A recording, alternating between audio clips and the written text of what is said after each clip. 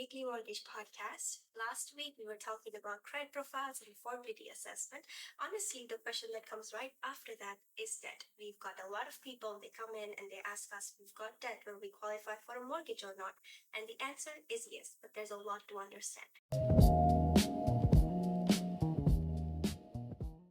So joining me again is Prerna. Thank you so much for being here. So let's just start with the basics. So when someone applies for a mortgage, they usually got some kind of debt. So from a lender's point of view, what kind of debt actually matters?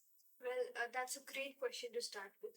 Lenders care about any debt that requires regular monthly payments. So things like credit card balances, hire purchase loans, or personal loans and student loans. Even those buy now pay later schemes can count. The key is if it affects your monthly outgoings, the lenders will definitely factor all of those into the affordability calculation. Right, so this is where a lot of people start to get nervous as to how will these debt actually impact what they can borrow. Well, every pound you pay towards your existing debt has the capacity to reduce the loan amount that you can qualify for. For example, you have got a car loan of £250 a month.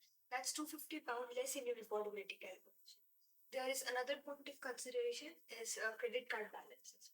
Higher credit card balances can also hurt your credit score, so which will ultimately affect your interest or the lenders you may qualify for.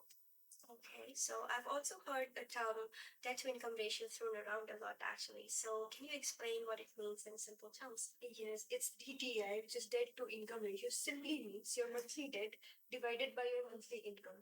For example, you earn £3,000 a month and you've got a debt of £1,200 a month to pay.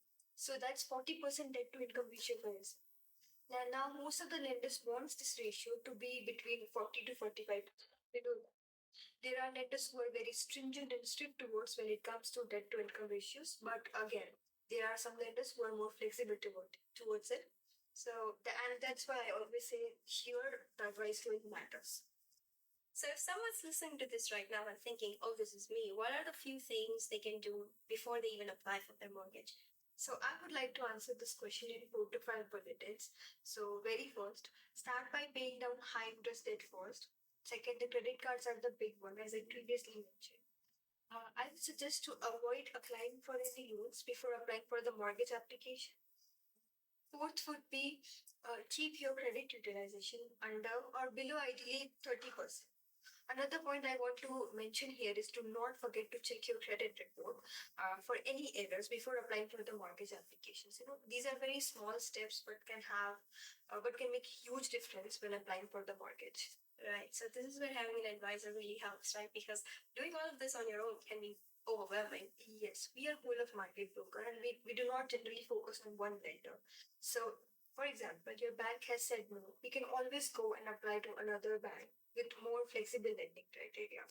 Another point, like we can always reassess your case so that you are not stuck with one lender's criteria or one lender's rule. Can we have a whole of market to go forward with?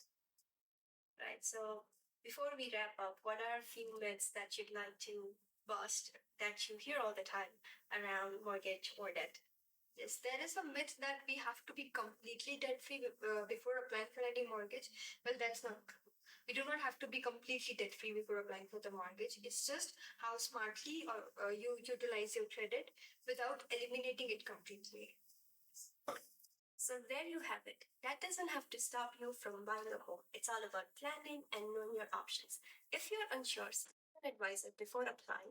And thank you, Prerna, for joining. And thank you all for listening. Don't forget to subscribe for more weekly content.